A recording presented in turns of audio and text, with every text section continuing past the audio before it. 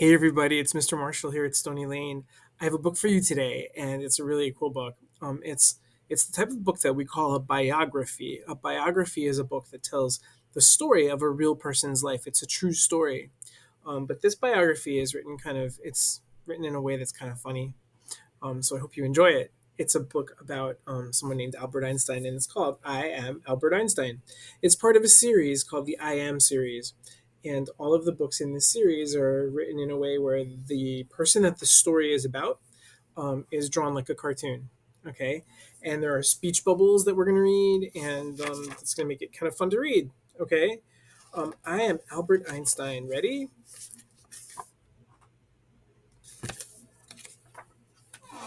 I am Albert Einstein. Ever been called weird or different? That's what they thought I was. On the day I was born, my mom was actually scared since she had never seen a baby with such a giant head. Is this normal? Don't worry. He'll be like just like everyone else. Doc, I wouldn't be so sure about that. It didn't get easier. I did things my own way, in my own time. I didn't speak until I was 3 years old. And when I did, my speech was so odd that our maid used to call me the deputy. What's the deputy mean? The dopey one. Lady, I wouldn't be so sure about that. Some say I took longer to speak because I didn't think in words. I thought in pictures. Even when I did speak, I'd practice each sentence in my head, silently moving my lips and whispering to myself until I had every word right. Umdirdimer. Let's take a look at what he's saying. Umdirdimer. Albert, what are you saying? Are you sick? Son, what's wrong? Does something hurt? Do you have to go to the bathroom? Umdirdimer. I don't understand. Are you hungry? Do you need Wiener Schnitzel? Cuckoo. Flying? You want to fly? Wait, he's trying to say something.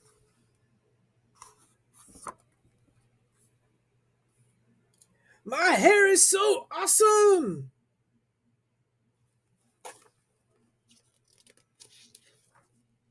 When I was little, my cousins ran around and played games outside. I liked playing alone. I did puzzles, fed the pigeons, or just watched my toy boat sail in the water pail. When they saw me, other people called me Father Boar, goody goody. What are you doing, Albie? Watching the sail, that's it. It helps me think. I like thinking. But the biggest moment in my young life came when I was 4 or 5 years old and sick in bed. To cheer me up, my father brought me a compass. Explorers use it to help them find their way. What's it do? You'll see.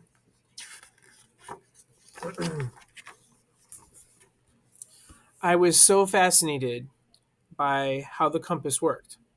No matter which way my father turned it, its needle always pointed north. What if I turn it this way? It'll point north. What if I put it upside down? It'll point north. What if I'm the one who's upside down? North.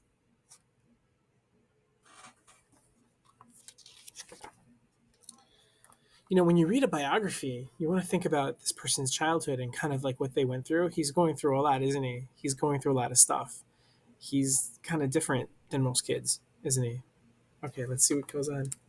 Nothing touched the needle, but somehow the compass knew where to point, like it was guided by an invisible force. Right there, I could feel it.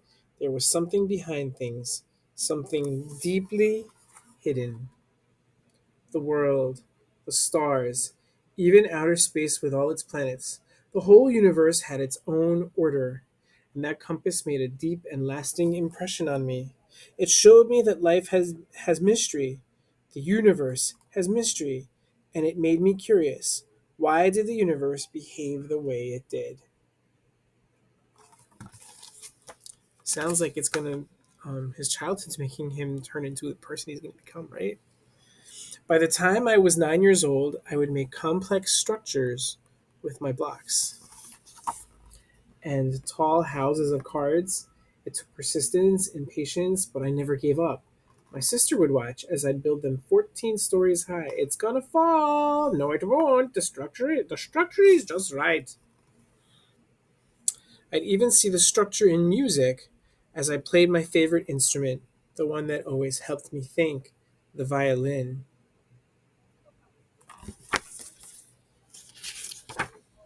Today, today people say I was a genius, but back then, my teachers thought I was a daydreamer.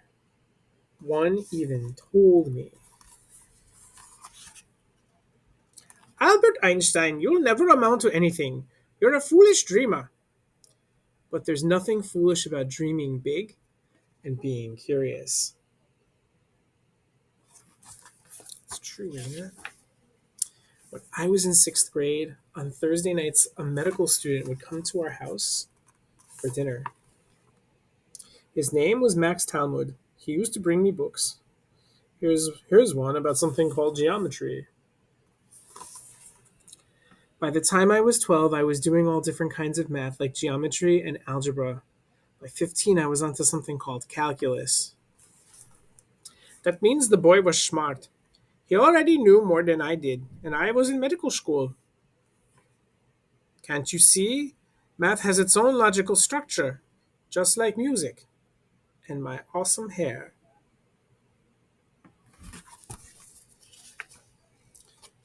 Did that mean I always did well in school? Ask my father. Well, he got good grades and a few bad ones. That's right. Even Einstein got bad grades. In college, he flunked a course in physics, the study of matter and energy. I was bored. You got the lowest grade in the class. You do know I'm going to invent the theory of relativity, right? Go to your room. I never stopped thinking about how things work. As I got older, I even replaced my toy sailboat with a real one. And when the wind stopped blowing, I scribbled notes in my notepad. When it picked up again, I continued sailing. You really like boats, don't you? They help me think. I like thinking.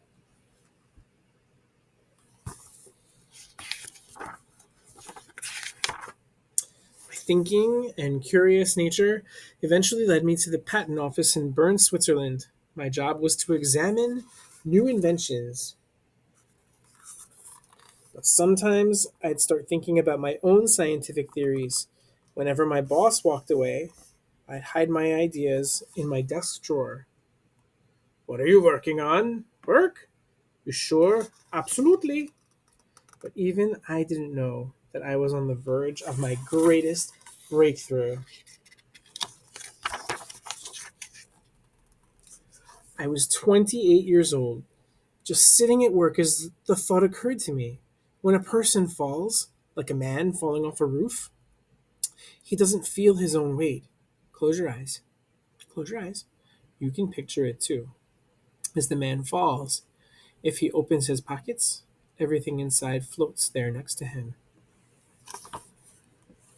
That may sound weird or different, but for me, it was the happiest thought of my life. Why? Because it sparked an idea that helped me link motion with gravity. Gravity is the force in the universe that keeps us from floating away. It took me 8 years of hard work, 8 years of asking hard questions to figure it out, but I did. From there, I began to question ideas that most other scientists thought were true. I didn't agree with what most people believed. In the beginning, other scientists wouldn't listen. Are you crazy? That makes no sense. What does it even mean?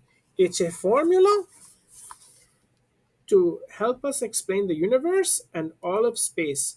It means that everything is full of energy. E equals mc squared.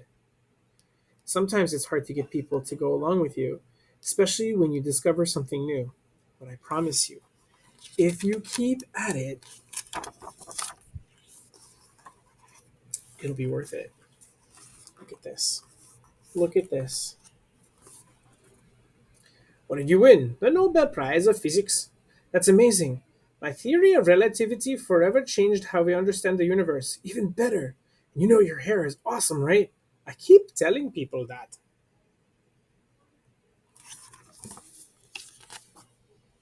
In my life, I was always thinking, always asking questions, but the most important one I asked was, why? Never stop asking why. Never stop trying to figure out how the world works, and never lose that feeling of excitement as you try to find the answer.